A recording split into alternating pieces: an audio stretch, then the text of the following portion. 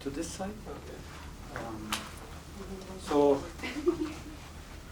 good evening, everyone, and thanks for joining us on this book conversation about hearts and minds. As I was commenting the other day, if there is a two-word combination that defines the orbit of the Hizmet movement, it would be that, hearts and minds. So we are joined by the one of the co-authors of the book for a talk about this, and to be followed by an interactive part with your questions, comments, and insights.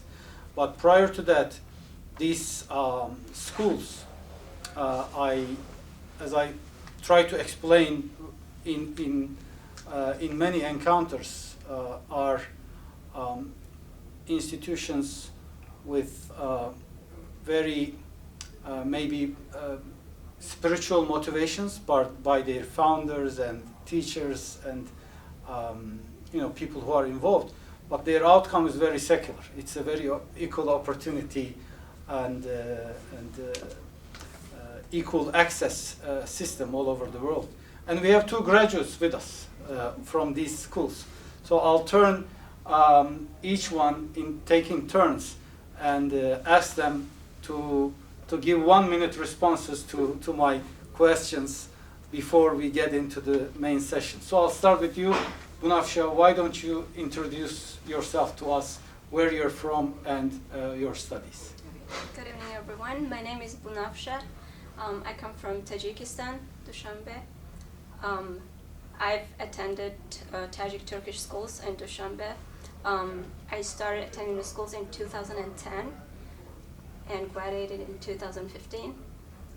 And then, so do you want me to tell the whole story about it? And then your studies here? Yes. So while in the school, I could see the whole picture, but I didn't really know what it was actually about. So I got more about it, like I learned about it when I started university. So right after graduating from the Turkish school, I started university in Bishkek, Kyrgyzstan. So this was also kind of Hizmet affiliated university in the neighbor country of Tajikistan. And only there I learned, actually the first time I heard the word Hizmet there, and then I learned about the association about Hizmet, and I actually started seeing what it all actually was about. And then I got into it. I would actually love to picture it this way. So I think that it was, I always imagined that it was a picture always there. So while in the high school, I was just someone who was just looking at that picture, trying to observe it, but not really knowing what it is about, not really understanding it. And then when I started the university in Kyrgyzstan, I actually started understanding the picture. I saw more details in there, and I started learning it. And when I came to the States, I think that I actually became a part of that picture. At least I hope that I became. Wow, that's so yeah. Right now I'm just trying my best, like, to serve people, at least as much as those teachers, those people, the community in Tajikistan, as much as they did for us. And I really hope that I can pay off someday, because even my parents, they know everything about Hizmet as well. I've been always open to them. I've always told them everything, and they love it. They love the community and the people. They trust them. That is actually the main reason they did not hesitate to send me, like the only child in a family, to the U.S. And because they know, like, who am I gonna be with, what kind of community I'm gonna be in. They trust these people, and they know that this is a safe place wherever I go. Yeah, thank you. You're definitely living up to that, because whatever good activity going on in Fairfax area, I see Bunafsha somewhere in the room. So, Hamid, please. Can you repeat the question? So, just introduce yourself and your time at the schools and your studies in the United States. Okay. Hello everyone. My name is Hamid. I've been part of the Hizmet community since I was like 5 years old. My oldest brother used to take me to the events, cultural events. There were a lot in Afghanistan. But I actually started studying in Afghan Turk high schools in 2013. And 5 years I was there. For me, it was like a transformative period where, with the help of my teachers, I realized my potentials, and they helped me develop a set of skills. And they were encouraging me to go to the international competitions, Olympiads, and they were really good events. And it also made my college transition very easy, given the reputation of Afghan Turk high schools in Afghanistan. The university came to our school and they selected the students whose English skills were good. So even when I went to college, I was involved with the community, but not very much. As she said, like, it wasn't until like when I came to the US that I started reading the books of Fethullah Gulen, and then I felt really connected with the community, and I looked for graduates of Hizmet in California where I stay, and I found some there, and I met great people, professors, artists from Hizmet community, and I constantly learn a lot from them. And when I came to Washington DC, they introduced me to Rumi for a menu, and now I'm here. I'm honored to be here. Yeah, thanks for joining us. So here are just brief particular elements, micro stories, if you would say, before we go into the universal, the larger story. So thank you very much. So please be seated, and so this book is a comparative qualitative research study of an educational phenomenon still functioning worldwide, as we know, the Hizmet network. Dr. Parrillo and Dr. Ansari present a cross-cultural study of Hizmet schools in 7 countries of varying histories and ethnic compositions. So some of these schools are Muslim majority, some of them are Muslim minority. I'll get into further details on that.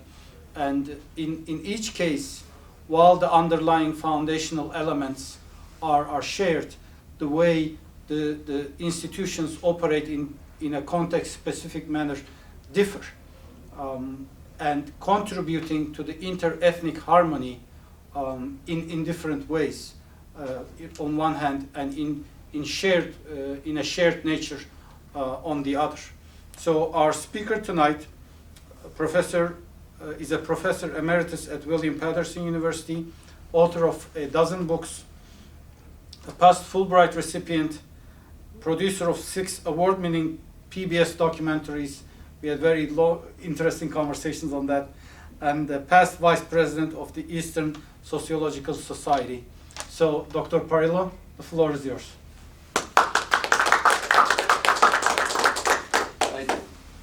For the camera, do you need me by the microphone? Yeah, preferably. All right, I'm rooted now. All right, hello everybody. I think what I'll do is I'll just quickly give you a 1-minute biographical pertinent information as to what gives me the right to even be speaking here to you. I'm a professor of sociology who has specialized in immigration and intergroup relations, minority relations. That's what most of my books, my writings, my teachings have all been about. But I've also been on assignment about 24 times for the State Department in many countries that were experiencing problems with a minority group, whether it would be the influx of migrants from East Europe, let us say, into Poland, or from Albania into Italy, or from North Africa up into France or whatever. So I have seen various areas and tried to do my part to help in what was problematic in people relating to each other. The other part of my background that might be pertinent is that I have, over the course of my career, served as a consultant to a good many education districts of education, school boards, looking at curriculum reviews and what their schools were all about. So I come from a background that this served as a nice blend for what I was about to do. And like many things in life, or at least mine, you don't always plan on it. And in my case, if we go back 12 years, I knew nothing about the Hizmet movement at all, but I did learn about it through some friends and some contacts and some events that I went to. And that's when I started learning about this school system. And that was what intrigued me and aroused my intellectual curiosity. Because I learned that these schools had a dual purpose. Most schools do have multiple purposes. U.S. schools try to promote good citizenship. That's why we have a pledge to the flag and teach U.S. history and so on. But what I learned about these schools, and they were not called Hizmet schools at the time, the term was not even being used back then. They not only wanted to provide a good quality education, but they had a second purpose, and this mission statement was stated in all the schools, to promote intercultural understanding. And not just to do it by teaching, but to be very active in encouraging and accomplishing this kind of intergroup harmony. I also learned at the time when I was starting to look into this matter of how many schools had been opened up in the vacuum of the collapse of the Soviet Union back in the 90s, and these schools beginning in so many different countries. And as a sociologist, other areas of my interest or study or teaching dealt with culture, dealt with organizational behavior, and I became intrigued by what was happening in these schools. One, in their mission, were they successful? But the second part that intrigued me was what would happen in a different country? How would the macro-social world impact upon the micro-social school environment? Or another way of saying it, these countries had different cultures, different histories, different kinds of population compositions. How would that have an effect, if any, in achieving or working against the school's missions? To draw a kind of a parallel, if I can, Judaism in America or Catholicism in America both still are essentially that faith, those faiths, in what they believe and what their dogma is and so forth. But culture intervenes very much on the expressions of Judaism in America compared to, let us say, Europe. Certainly when the European immigrants came 100 years ago, they were shocked at what was passing for them for Judaism here. And the same thing holds true with Catholicism and so on. So I wanted to see how culture impact and then compare it from one country to another. So as I heard about this, I recruited a colleague of mine in my department, Mahmoud Ansari, an Iranian American, an immigrant from Iran, who taught comparative religion. Because I could not do this by myself, and I needed someone to help me conduct all the interviews that we hoped to do. And he was on board, and we were kind of ready to start. And then the question becomes, how do you do it? And since we didn't know much about anything in that regard, first we had to draw up, some of you are familiar with how academic research works, and some of you may not be. So let me simply say that before we could do anything, we had to embark on certain protocols and get approval. Every university has what is known as an institutional review board to which you submit your research, your proposal, your design of what you're going to ask, who you're going to ask. There's a lot that goes through to get the approval, which of course we did. Then of course, how do you find places? So I started with the one I knew. I'm from New Jersey, near the Paterson area, and near us in Hasbrook Heights was what was then known as the Interfaith Dialogue Center, now part of what is known as the Peace Islands Institute. And the person, Levant, who was in charge there, the executive director, knew somebody who was teaching in one school, but that was about it. There is no directory. You don't just look it up and you find people. It's all trying to network. And what he did for us was, and this, I'll just say this one time, but this is what happened throughout the study. What he did was he went on the internet and he looked up on the website the schools. And that then reached out to them to make contact, to tell them about me and what I was trying to do. What I decided we would do was start with Bosnia. Bosnia seemed the ideal country for us to start with because this was a country pre-1990s that was the model of multiculturalism in Europe. In fact, Sarajevo was known as the Jerusalem of Europe. On one street corner is a mosque, a temple, and a Christian church, just as one small illustration.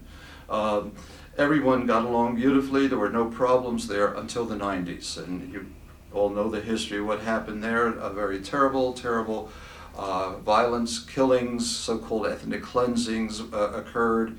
And a lot of people suffered and died before that was resolved. And of course, it's like a generation later now that I'm going there. And so that was kind of an interesting thing of what was, what happened, and what was now. And then the second country I thought would be an excellent one to go to was Albania. There was a parallel with Bosnia here. In the case of Albania, this was a mostly Muslim country, but under a very repressive dictator. This man tried to abolish all religion in his country. Didn't matter the religion. He bulldozed mosques and churches and temples. Many clergy were executed. Everything was shut down. And he would brag to the world that Albania had become the first atheist nation in the world. It had not. The only one who thought so and believed it was he. The religion was still there. The spirit lives on. The faith holds. It's just suppressed.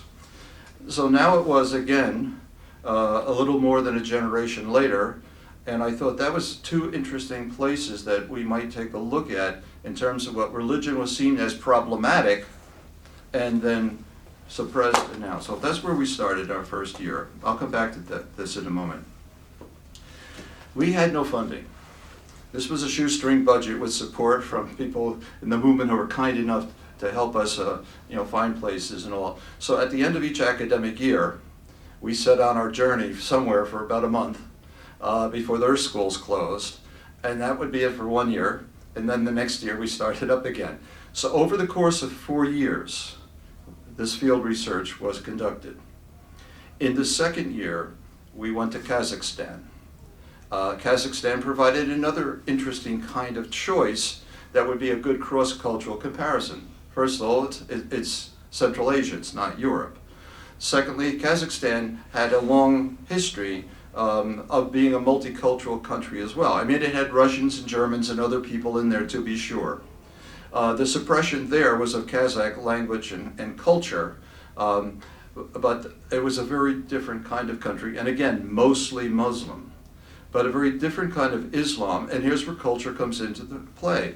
Islam is what it is in its beliefs, its tenets, and so on, in the teachings, but the culture expresses itself differently. For example, in Kazakhstan, virtually no one wears a headscarf, virtually no one.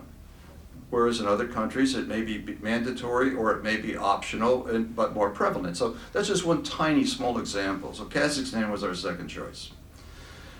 Then, to add to the cross-cultural comparisons, the third year, we went to Romania and Poland.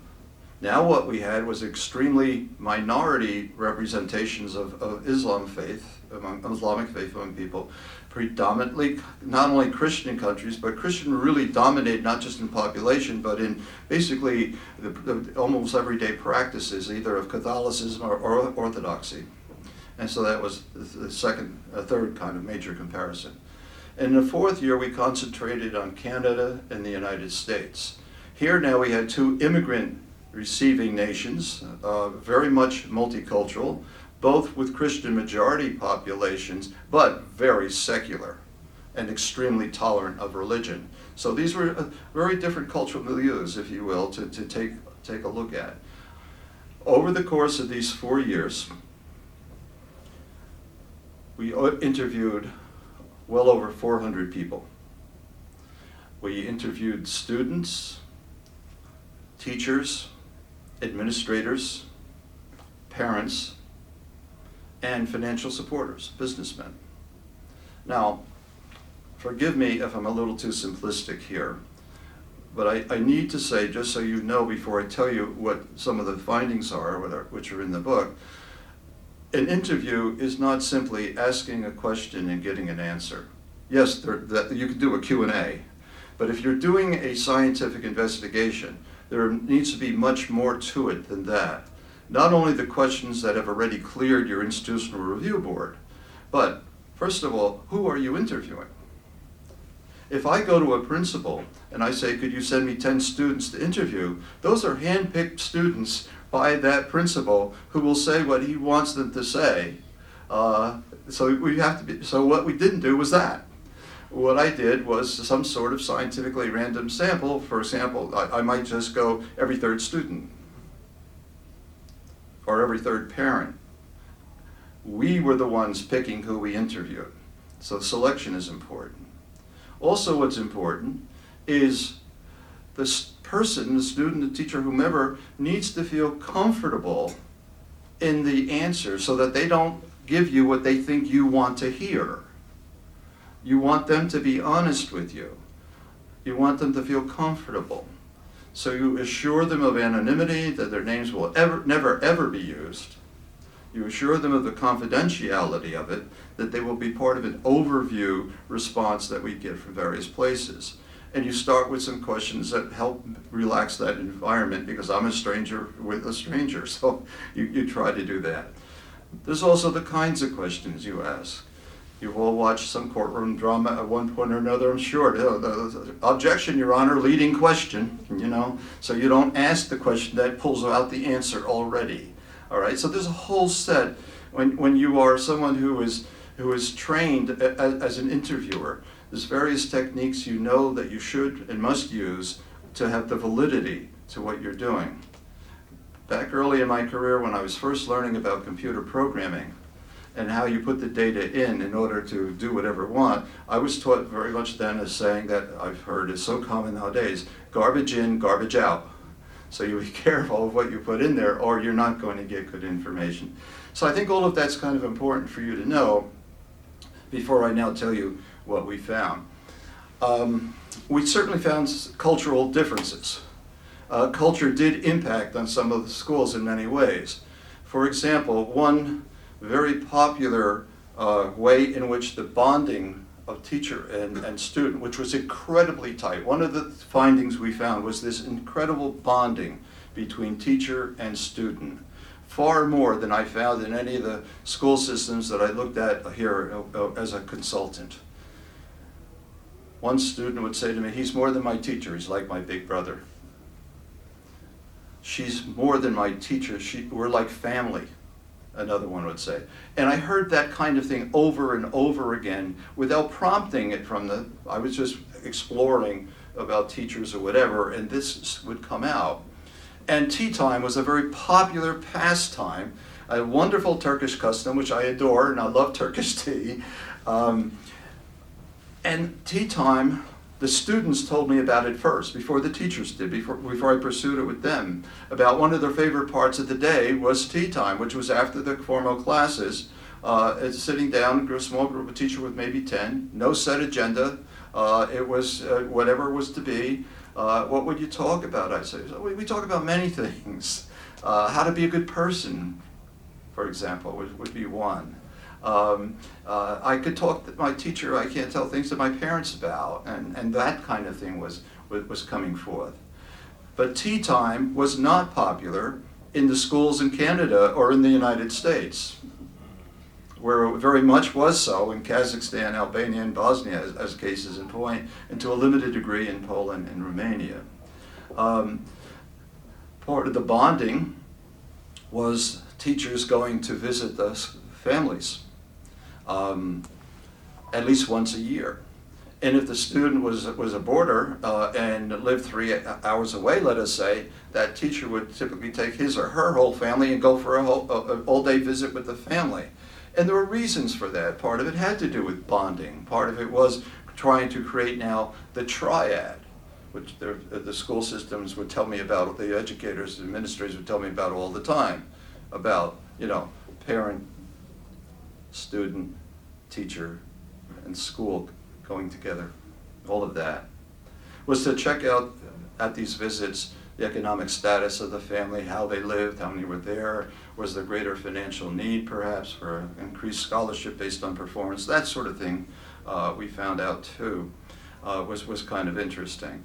One of my favorite findings, and I found this out in all of the schools, irrespective of culture, was input I got from the young women, the young girls, from about the 5th grade. Oh, I didn't tell you that. We went to schools that were purely commuter, purely boarding, a mixture. Some of them were sex segregated, some of them were co-ed. We went to each of the different kinds of schools. And we were looking at from the 5th grade up through high school. And then we didn't stop there. We started doing the colleges. And I wound up dealing with postgraduate. I went to people going for their master's degree. I dealt with people who had graduated, even with masters, who were products of the schools. Found them, talked to them. So we got input from a great many different places. And one of my favorite findings from about the 5th grade through about the 11th and 12th was from the girls. I say girls because most of them are very young. But what it was twofold. First, the thing that contradicts one of the negative stereotypes about Muslim people is the so-called suppression of women. And what the schools were doing was treating both the boys and the girls equally and allowing them to be all they could be in terms of the pursuit of their education in person. But the most intriguing finding for me in this regard had to do with the girls volunteering to me. I said, and I would ask the question perhaps about change or just about whatever, and the girl would talk about having very low self-esteem. I had several girls say, I didn't like myself very much. And the teacher said, this is her first day, help her feel welcome. And they did. I was shy. I was afraid to speak to people. I didn't have much self-confidence. That term was used an awful lot by the girls. I didn't have much confidence. But the school changed me.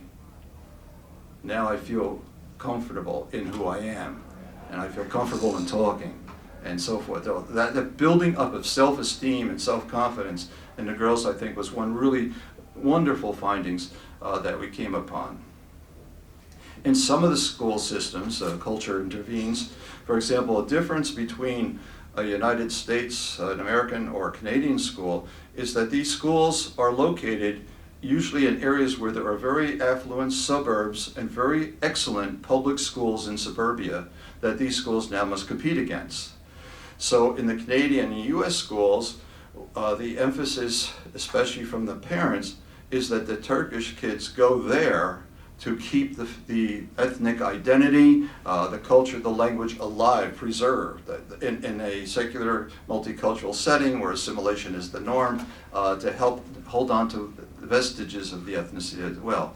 But that was not the case in the other places. Kazakhstan was keeping the Kazakh language alive, and the history and culture, and the schools did that. One of the reasons these schools are successful, and they are, is that it's not a cookie cutter model that you take from one place and plunk in another place, irrespective of the school, of the country.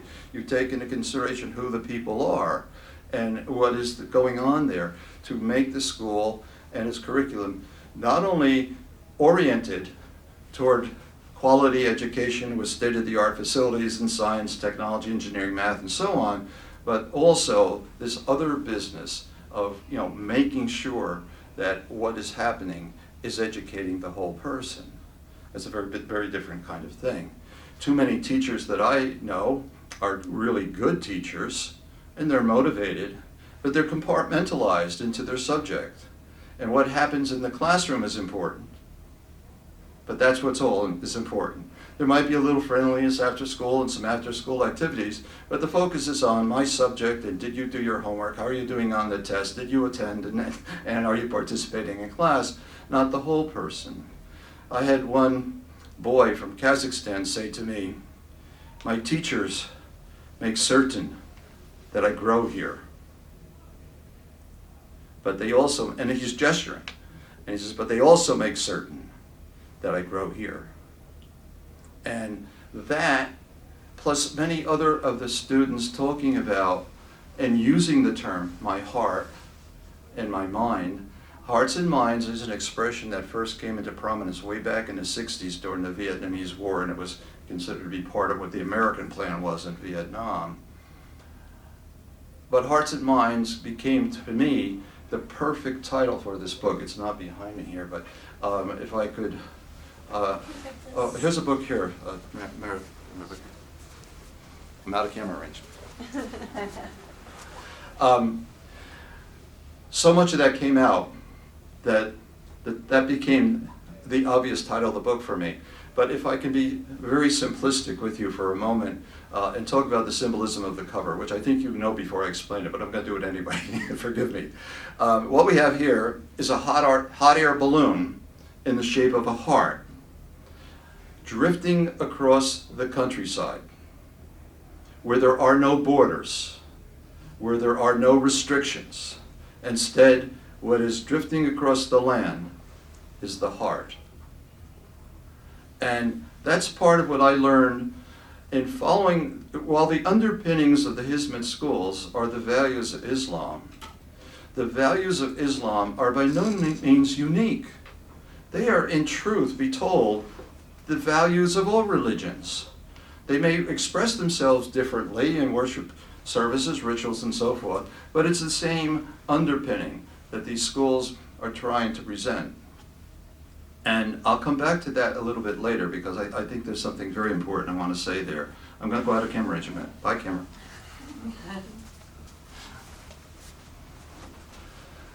Other things were happening in these schools. In many school systems, one of the problems is bullying. In many public schools, this is a problem in all countries. It appears not to be a problem in these Hizmet schools that I was at. I did, for example, come upon a young man, he was 15 or 16 at the time, very, very small of frame, easy to be picked on, and he was. In his freshman year, he talked about these two Muslim boys that constantly not only bullied him, but actually beat him up and took pleasure in it. And this is now his sophomore year, and he told me that those two Muslim boys were now his best friends, and they did everything together. Well, what happened from one point to the other? The mission of the school, I said, is twofold. That second one is this promoting of intergroup harmony and relations. What was happening there?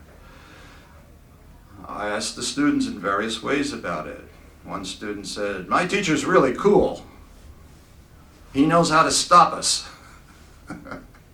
And sometimes it was just as basic as that. If I would talk to a teacher and said, "Well, how do you do this?" And he said, the teachers, independent of one another in one country or another, basically it's conflict resolution. And he said, we don't do it by teaching and preaching. The first way we do it is by example. If I am a good person and I can relate to them and they can relate to me, that starts the process. But we talk about it, again, on what is a good person. And it's done informally, it's just part of a thing going on. And we talk about a country's culture, a school has a culture. Corporations have cultures. You take a new job somewhere, you learn how to fit in by what are the various norms within an organization. If you have a school that is actively promoting interaction and understanding, then what you're going to have is that's going to permeate. If you can create a positive learning experience, you motivate people not only to learn better, perhaps, but you also how to interact with each other. So it's part of the atmosphere, it's part of the culture within. So that's happening in the schools too. Parents, to me, talk time and again. They always refer to the schools as the Turkish schools abroad. That's how they knew them, the Turkish schools. I even had several principals say, please do not mention Mr. Gulan's name. They don't know anything about it.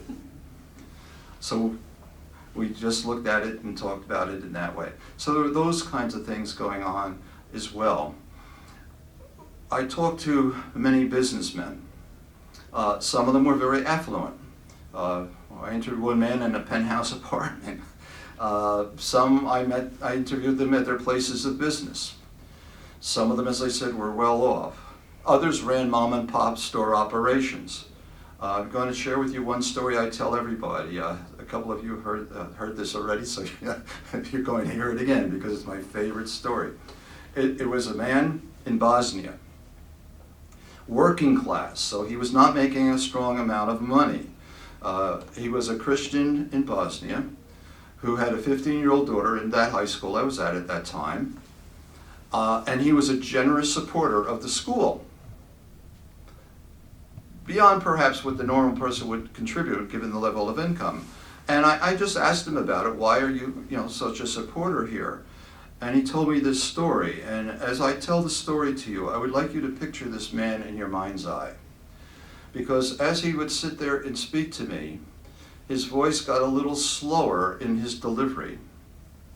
It became more emotional as he filled up with the emotion as he spoke to me. And by the end of his commentary, the tears were just streaming down his eyes.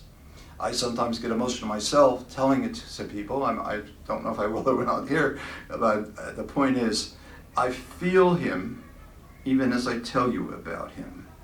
Because what he had to say, I think, encapsulates everything about what the schools are. He said, when I was young, it was a wonderful place to live. We all got along. I didn't even know who some of my friends and neighbors were, whether they were Christians or Jews or Muslims. It didn't matter to us. We all got along. And then it changed. And it became horrible. And people started hating each other who never before had even had a harsh word for one another. And too many people died. And I lost those feelings, and I became bitter. And I tried to put them away, but they were always there. And we tried to forget, and we moved on, and I married, and I started raising my daughter. And then one day my daughter came back from the school, and she started telling me things and saying things about what she was feeling and learning and experiencing and what her attitudes were now. And she started to bring back those feelings I thought were gone. She had them now, and I wanted them back. And I felt that any school that could do that was a school I wanted to support. It was a beautiful, beautiful moment. There's so many of these. I wish I had the time.